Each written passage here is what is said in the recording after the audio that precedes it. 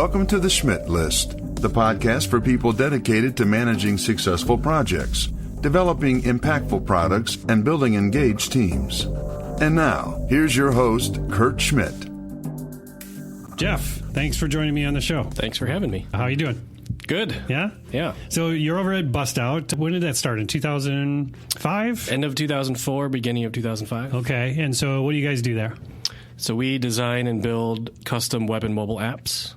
Yeah, very much like what we do here. Yes. Yeah, Foundry. So what crazy idea got you into, I'm going to start a company doing this, building these software solutions for folks? Well, I never intended to. You tripped and fell, and now you've got a company with, like a dozen people there? Yeah, 15. Yeah, 15. It actually started when I was in Hawaii. Okay. I had just finished 6 years at Retech as a software engineer, and I was kind of exploring what I want to do next in life. Software was never really my thing. I kind of stumbled into that too. And so I was taking some time off, and I had an opportunity to house sit in Hawaii. Mm-hmm. Which you always should say yes to. Yeah. My brother-in-law's from there, and his parents were going to be gone, and I was just going to go crash at their place. Nice. With no plans, just kind of flew out there. And I ended up spending time basically every day in the mornings at a coffee shop. This was 2004, and surprisingly, there wasn't a lot of free Wi-Fi back then in Honolulu. Okay. Unless you were at the resorts, like the hotels. So I found the one coffee shop in Kaimuki that had free Wi-Fi, and I bought a bike, and I bought some books.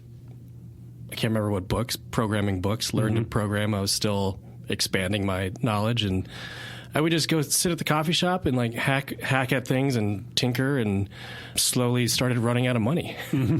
As you do when you're just house sitting and not working. Yeah. And so I actually ended up building a piece of software for a friend's company in Boston, and they paid me $1,000. Nice. And, that pays for more meals and more coffee at the coffee shop. Yep. And then it sort of clicked. I'm like, I could just stay in Hawaii for a while and build another piece of software for $1,000. This is 2004. Remote working wasn't really it wasn't even coined, really. It wasn't really a thing. I mean, this, just to kind of put it in context, this is 2004. Smartphones didn't exist. Yep. Wi-Fi was scarce, at least in Honolulu, and slow, I'm sure. And slow. And so it wasn't on my radar of like, you know what, I'm going to start a remote company and I'm going to, build up a business. It was like, how can I just stay a beach bum longer? So I'd tinker in the mornings, and then I'd go hiking or go to the beach in the afternoons, or like go hear music, or I didn't have any friends there, so I was just kind of hanging out, and kind of made it a game to like break into private resorts and go to the private beaches. Well, actually, there are no private beaches, but there are private resorts. Right. So I was just fooling around. Yeah. And then realized that I could make money, like part-time, to fund more of this fooling around. Yep. And eventually I came back to my parents' house in Ohio, in Oberlin, Ohio, and I started substitute teaching. I was really kind of like searching for what was next. And then kind of another opportunity came up to do some consulting, some software consulting at Williams-Sonoma. And that's basically when I incorporated the business in early 2005 to actually operate as an entity. But I was I was going to go to Williams-Sonoma and help them out with some stuff, and then figure out what I was going to do. Yeah. But that kind of really set me on the path of actually building a team and building a business. Yeah, that's really cool. I think that a lot of folks have a similar story, especially in the software business, right? Is that, people pay me to do this and I don't hate it. Yeah. And sometimes it's fun, actually, which is very different than other jobs that you could probably get at the time, right? Especially with whatever background you had in education and whatever. Right. It was pretty open door policy in the software world, right? It was, I got my start in the software industry in 98. Yeah. And that, again, like I said, it was unintentional. Was looking for a job for a year to kind of bridge a gap between undergraduate and grad school, and I was going to do anything. I applied to be a dishwasher at Glacier National Park. Surprisingly, didn't get that offer. Okay. Were you overqualified or I don't know, underqualified? but I didn't get Something the job. was going on. I applied to be a soccer coach and science teacher at a Quaker school in Pennsylvania. I applied for healthcare consulting, business consulting. And then a friend of mine was a software engineer at Retech, which is now Oracle Retail, still here in Minneapolis. And she said, well, you should come be a programmer. And I kind of laughed because I had written some code, but I didn't know what I was doing. Not like a professional. No, not even close. I had never taken a computer science class. So I thought it was kind of a joke. A lot of things in my life start off that way.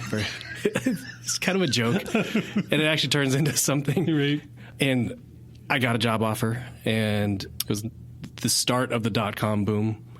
So they were hiring, I think it was one person every other day. Wow. They were growing pretty fast.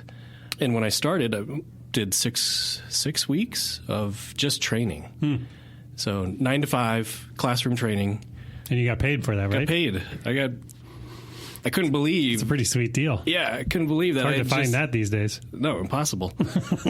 I mean, I had just finished college where you're paying to go learn, and then all of a sudden I'm getting paid to learn. And so that was great. But then I ended up turning down the grad school to stay with software, and because I'm like, hey, this is actually kind of cool. I'm learning. It's fun.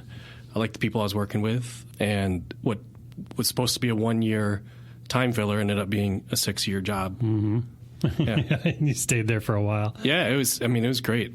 There's somebody actually just started a Facebook group for Retech alum. Oh, cool. Yeah, just recently, and it's kind of fun to reconnect with all those people. I can imagine. Got their start a lot of old stories, right? A lot of old tons, battle stories. Yeah. So let's fast forward. So Bustout, you moved to Minneapolis, and you decide set up shop and start building web apps and mobile apps for people. Yeah, setting up shop here was also kind of a matter of circumstance. Yeah. My exodus to Hawaii was the start of me never coming back to Minnesota ever again. Right. Yep. But leave it behind. Yeah, and on my way out, I met a girl. As you do. As you do. Who is now my wife and the mother of our 3 kids. So, I mean, I love Minneapolis. Yeah. I'm just, not from here, and, had a sister who was here for college as well, and swore never to step foot in this cold state ever again. Yep. And now here you are. But I have great friends here, met my wife, and decided, to set up shop here and settle down. So, obviously you're running this business. You've been growing it since 2004. But I also know you have a lot of outside interests other than just being a tech leader of a company, right? What are some of the other things you do besides run Bustout? I've played soccer my whole life. Yeah. I'm getting to the age where that's dangerous. I actually just had a checkup with my doctor, and I said, should I reconsider this soccer playing thing? And he said, no, you could just keep playing. It's better to be, out there playing sport than not. And then he just kind of said, you might get injured at some point, and then you might have to call it quits. Yeah, I know that risk. Yep. I've been a music lover my whole life, so I do a lot in the local music community, mostly appreciating and listening to music. But I've done some. Been a violinist since I was 4. My parents started me in violin. That's when I started violin lessons. Oh, do you play? Yeah, well, I did. I've been since I was a teenager. Once a violinist. Yeah, always. That's true. Yeah. Wish we'd have known that we could have had a jam session. Oh God, nobody would listen to that. I would totally edit that out. So there's that, but you're also doing stuff in community outreach, right? Yeah. With music. Yeah. Yeah. So I've been involved with the Schubert Club, which is Minnesota's oldest arts organization. We're coming up on 140 years. Wow. Soon. I think we're in 130. That's a long time. Yeah. And then I also am on the governing board of the St. Paul Chamber Orchestra. And my involvement started about 6 or 7 years ago when I joined a group called Theroy. Okay. Tough word to pronounce. It means arts ambassador. Oh. Yeah. And it's a group that was started at the Schubert Club, which is super cool. It is a group of young people, and I think they define young as under 40, so I don't qualify anymore. Right. But at the time, it's a group that gets together and you see performances all around the cities of all different types: theater, dance, jazz, classical music, orchestral. And they organize it so you can actually get a behind-the-scenes look. Yep. So either meet some artists, or I remember one of the coolest ones was we got a tour of the Guthrie Theater, like kind of backstage. And so that was kind of my first step into being involved in the arts, the local arts scene. It was a ton of fun. I highly, highly recommend it to anybody, even if they don't think they like the arts, because I never thought I liked theater that much. But then you see good theater. You see good theater. You see tons of just different kinds of theater. Yeah. You know, you see the big productions. You see I've seen one-person plays that, you know, you kind of think, I don't want to pay money to see one person talk. But it's just way more than that. And so Theroy really kind of exposed me to a bunch of little niches around the Twin Cities that I honestly would not have found or been exposed to. And so that's really kind of opened my eyes. And then, like, you know, it's fun to go out and see shows with friends, right? I'd totally go by myself too, but it's a lot more fun if you bring some friends. So I started inviting friends and brought my wife along, or girlfriend at the time. No, she was my wife at the time. Anyways, yeah, I'd bring friends in with me, and then they bring their friends, and then you soon realize that, hey, it really only takes like a few people to kind of move where your social scene is. You know, instead of just like going to the same bar every weekend, which is fine. I used to do that too. Try something new. Yep. You know, if you've never been to the Dakota, go to the Dakota. Yeah, it's great. Sarah and I just went to the Mixed Blood Theater last weekend. It's a great place. Yeah, we didn't even know what was playing. We were just like, you know what? We got a babysitter. Let's go somewhere. Yeah. We kind of spun the dial and like, let's go to Mixed Blood. Picked up last-minute tickets and saw an amazing play. And so it's things like that where, I enjoy it so much that I want others to as well. Yeah, you want to expose other people to it. Yeah, and Theroy, so one of the aspects of the Theroy group with the 20 or 25 or so participants is their tickets are subsidized by the Schubert Club, but as part of that, their obligation is to then like use social media to kind of spread the word about whatever the program they just saw. Yep. So it's a kind of a really nice way of having peer influencers in the arts. Yeah, and a very diverse group too, I can imagine. Right? It's very mixed, all different ages and backgrounds and such. Right. Yep. So that's a lot. You know, how are you best balancing between? You've got this company, you've got a bunch of employees you're responsible for, you've got this family and 3 kids that you're responsible for, and then you have these outside interests. Like, how are you balancing these things? How is that? That seems like a lot going on to me. It is a lot, and especially recently, like, there's been days where Sarah and I just kind of look at each other and we're like, this is nuts. Why are we doing this to ourselves? Yeah, because our kids we have interests too. Yeah, I was going to say you're the ages where they've got soccer too, right? Yep. They got, I maybe stupidly volunteered to be their coach. Of course. Well, as you should be. Who else would be better? Right. Obviously.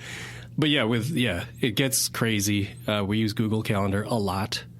You know, we schedule in personal time, like, you know, babysitters get on the calendar alongside work meetings, and it's a little ridiculous sometimes. And sometimes I think I just need to like do nothing. Yeah. So are you a systems guy, or is this kind of like however you wake up in the morning, or how do you, what I mean by how are you balancing it? Like, is this intentional, these things? Are you very intentional about it, or is it just kind of like, I just know when I'll push it too far and I back down? Part of it is I don't know how to say no to, like, you know, honestly, part of it is everything seems like an opportunity, it's right? like, that sounds like fun. Yes, let's do that thing. Like, you know, my kid said, I wanted to do soccer, my 7-year-old and 5-year-old So there were 2 different teams, different age groups. And I'm like, you want me to be your coach? Like, yeah. I'm like, great, I'll do it. Yep. And 2 kids playing each twice a week on different days, and me playing once a week on my team meant that I was going to be on the soccer field 5 days in a row. Yep. For a season. Tuesday, Wednesday, Thursday, Friday, Saturday, I was on the field. Oh, my gosh. And I'm like, oh, that sounds awesome because I love being on the field. And then you realize that is a ton of time. That's a lot of time. Yeah, and it kind of crushed. Because it isn't just showing up for the field. You got to prep, and then you got to tear down and all that. So there's a whole... You sound like you've done it. I've done versions of it, yeah. Yeah. And so it's semi-intentional in that, like, I think about it, and I'm like, yeah, that sounds really cool. And I'm going to do it. Mm-hmm. And then I get into it, and there are moments where it's like, this is just too much. And so, I'm working on it. There are times when I know I've overcommitted, or I've done things that are stretching me thin, and I kind of know when that's happening because, maybe I lose my temper, and I'm trying to be in 2 places at once, which is never cool. Right. But at the same time, I know that if I have to kind of rush to get the kids home, get them fed, and then leave to go play soccer, on Thursday nights, and I'm out on the field for 2 hours, I come back a new person. Sure. And, that is a commitment to play on this team, but at the same time, that commitment is helping to keep me sane. So do you feel like some of these outside things help feed the positivity and things you're trying to do at Bustout, or distract you? Is it, do you know what I mean? Yeah. Because again, like, I get the same thing because we're building this company here, and I'm doing a podcast with you right now, and now working on stuff for we should be working. Foundry. You get back to work. But I'm super passionate about this because this is how I grow, and I learn from these conversations, and other people who listen to them have given me the same feedback that this is a way that they can look at how other people are living their lives and check themselves a bit, right? Yeah. So, but for you, like, you got employees you're responsible for, and then here you're out all night, playing soccer and going to plays, right? I think my teammates would probably hate me more if I didn't do these things, because I'd probably just, I'm the type of person that if I get consumed too much by one issue or one problem or one thing, I'm probably unpleasant. You're going to hammer it into the ground. Yeah. Even there's this thing that we do around the office where if we encounter a problem, whether it's, technical problem or a business problem or whatever, there's a problem, we drop it. We stop trying to solve it. Mm-hmm. We try a little bit, and we're like, you know what? I don't know what the solution is. Well, then what do? We leave it alone and come back to it later. You let it simmer. Mm-hmm. and oftentimes the answer just kind of comes at strange times, and you're like, oh, all we had to do is, this. And then you don't spend the time stressing about it because you've just let it go into the back burner of your mind. And then when the solution comes, you're like, cool, that was easy. Like, we figured out a solution to the problem without working at it, at least not consciously working at it. And it's a hard thing to do, and it's a hard thing to master, but it's definitely something that I think everyone should try. Mm-hmm. I do it at home too. I did it last night with my kids when I was trying to get them to practice piano, and they just weren't having it. And I started to get really mad at them. I'm like, just sit down and you got to just play these 3 songs and then you're done. Yeah. And we couldn't even make it through half of the first song. And so instead of losing my temper at them, I just got up and I said, we're not doing this right now. And I walked away, and I think, I don't know what I was doing. I did something else. And I felt better. I'm like, all right, I'm not going to battle them. Mm-hmm. I'm just not. Yeah. Because that's just going to make me grumpy, and then I'm going to yell at them, and then they're going to cry, and then blah, blah, blah. And then I'm going to feel like crap later. And downward spiral. So felt the downward spiral coming, and I just said, you know what? I'm not going to go down that spiral. Let's just ignore it. And then the next thing I know, I hear Josephine playing the piano by herself. It solved itself. Yep, it did. It solved itself.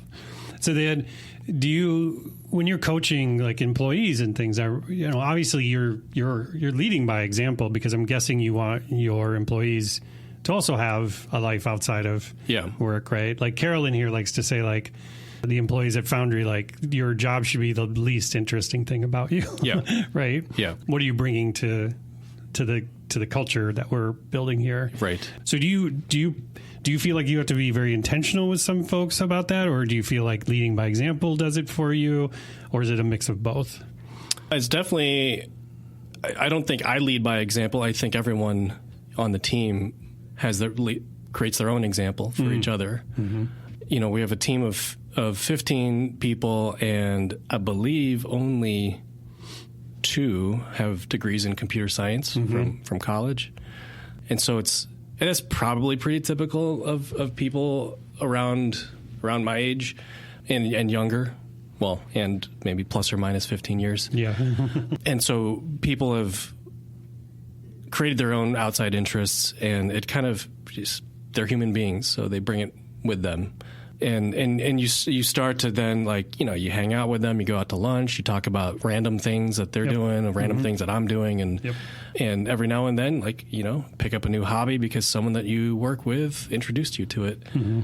But also, I think we have a culture where, at least this is where I try to lead by example, where work is not, like, that's not the focal point of the day. It's like we have no office hours. We try to do this thing where there's some ad agencies that had summer hours. Yeah. You know, like Fridays off. Yeah, or Friday afternoons off, like after lunch. Mm-hmm. I'm like, oh, that's so cool. And I'm like, let's do that. Let's have summer hours where, like, you know, after noon on Friday, you can just go do whatever. Mm-hmm. And we close the office. And we tried that for about a week. I'm like, it didn't feel right for us because it took me a while to figure out why it didn't feel right. Because I wanted to be like those cool ad agencies that, you know, they let their people go. Yeah, that's right. And then I'm like, you know, charged, and they're even more productive while they're here. Right. Yeah. And then I realized the reason why it wasn't working is because we have never specified when you have to be working, when or where you work. And so for us to specify when you couldn't work it seemed it just didn't work. Yeah. I'm like, all right, at noon, stop working. Right. And everyone's like, why? I'm in the groove. Right. Like, I'm going to just keep going. Yeah. Yeah. And once we realized that it was because we were kind of being hypocritical. Yeah. Like, we don't specify when you work or where you work, so why specify the opposite? Yeah. So as a compromise, we have a thing where we schedule no meetings on Fridays. Nice. And that made more sense because you don't have any meetings, you don't have any obligations to clients. Yep. At least, like, scheduled obligations to clients. That you want to go kayaking for the day, you go. Mm-hmm. You want to heads down code all day, you do that. Yeah. Yeah. Because again, like, that's why I go back to the leading by example type of thing, because what I've experienced myself is, you know, I mean, there's some times where you have people that don't take any time for themselves. Yeah. And it's unhealthy.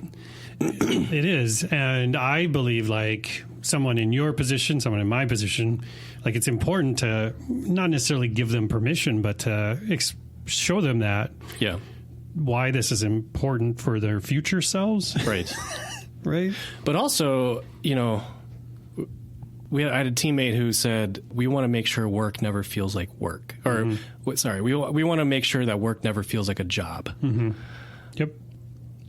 And so we have, you know, a team of people who actually really love what they do, you know, and I remember once I was at home in the evening and I had my laptop open and Sarah walked by and kind of looked at my screen and said, well, are you working? I'm like, no. And what I was doing at the time was actually reading the source code of the Nike website because I thought it was really cool how they implemented something. And I'm like, I love Nike. Yeah, sure. I'm a big fan of the brand. Yeah. And, you know, I was on their website and I'm like, oh, that's super cool how they did this. So I'm like, kind of like poking at the source code. She goes, looks like work to me. Yeah. I'm like, actually, this is This is fun. This is fun. So I don't know what work. You know you married a nerd, right? Right. Like, yeah, I don't know. I might define it as like work is what I get paid for. Like, yeah. This is how I make money. Mm-hmm. But that is by no means like what I do. Yeah. You know. Well, and I've heard some people that I really respect, people who have been mentors of mine and such, you know, kind of express like there's been this whole time during like the early 2000s and such where people were trying to work-life balance, to where exactly what you're saying is like there is no work-life balance. There's just life. Yeah. And if you can figure out like a kind of, you know, like a mantra, like you just said, right? Which is when I'm getting paid, I'm working, and that could be at 2 a.m, it could be 9 a.m. Right. It could be whatever. But every other time it's like, that's my time. Right. Right. And so I can imagine, you know, again, you know, obviously you and I both are probably for the most part hiring a lot of people that are a lot younger than us, that sometimes this is their first job or close to it. Right. And then teaching them how to work. Do you know what I mean? Yeah. Because again, like especially like a place like yours that doesn't have so many constraints, some people don't do very well in that. Definitely not. It's not for everyone. Yeah. And I'm not saying that this is the way to run a business. Yeah.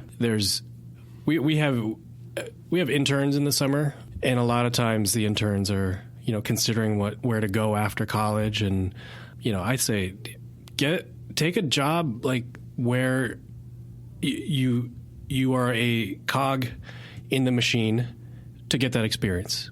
That might be for you. Mm-hmm. Then have a side hustle, you know, and see if that's for you. Like you need to try a bunch of different things. Try a bunch of different things, yeah. Yeah, because if you don't try a bunch of things, you don't know what's going to click. Yeah. Well, but like I said before, and I hate this term, but I mean, I felt like this even in my teens and early 20s. Like somebody had to give me permission to do that, is what I felt like. Yeah. I wasn't able to just be like, well, of course I'm going to. I mean, I did have things like a side hustle and a job and stuff, but those things were just natural, you know. Yeah. But nobody told me to turn that. Nobody gave me permission to turn that side hustle into a business. I felt like I would have needed somebody to do that. Yeah. You know? Yep. I feel like where I grew up, there's a lot of people who kind of walk to their own drumbeat, for better or for worse. I'm not saying it's always like, you know, the Sure. Harvard dropout that starts Facebook. You know, it's not everyone's like that, but there are definitely like my peer group growing up was very diverse, and people kind of did their own thing, and there was this sort of culture in Oberlin of like almost working against the system, but not for the sake of working against the system. Not to be contrarian, but to just figure out your independence. Mm-hmm. So I feel like a little bit of that has kind of been instilled in a lot of my friends growing up. Yeah. And it shows in our adult years. It kind of shows. Like I can't think of a single like middle school, high school friend that has like a quote unquote normal job. And I guess what I mean, I don't even know what I mean by normal job, but yeah, right. Yeah. Well, and speaking of side hustles, I mean, you're still continuing side hustles, right? Or you're doing Airbnb now? Is that the next venture? That's next Jeff venture? It's been fun. Jeff Industries.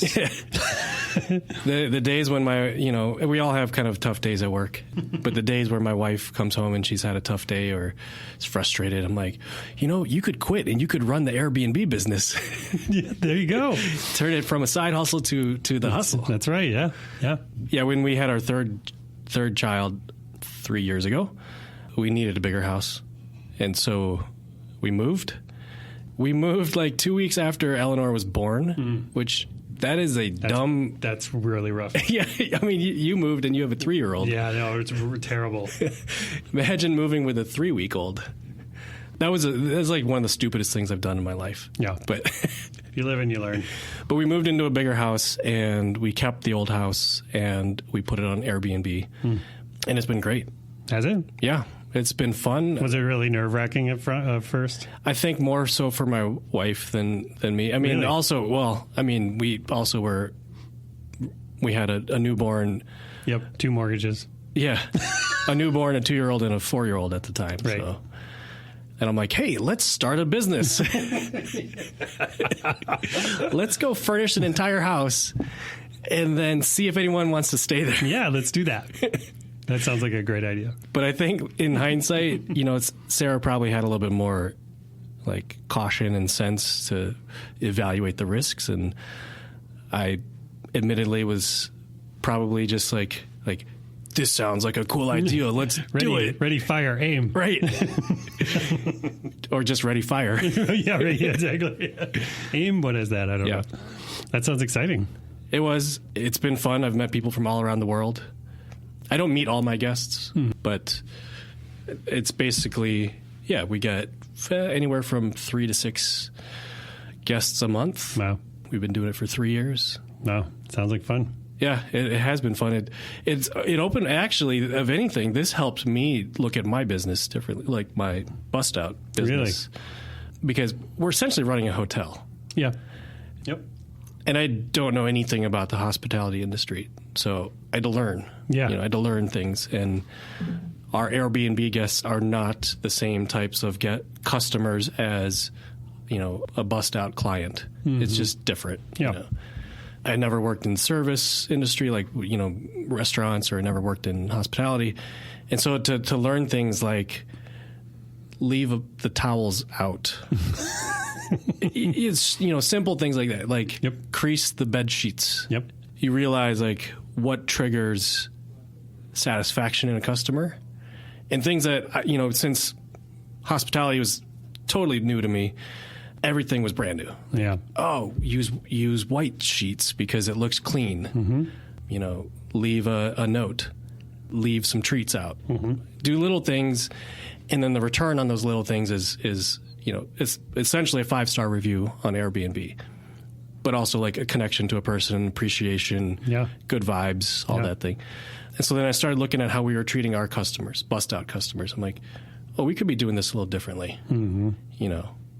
We go crease their bed sheets, and no, just kidding. Well, metaphorically, yeah. Yeah. Do we do, can we do these little things that have no impact on the software, but leave an impression and strengthen the relationship?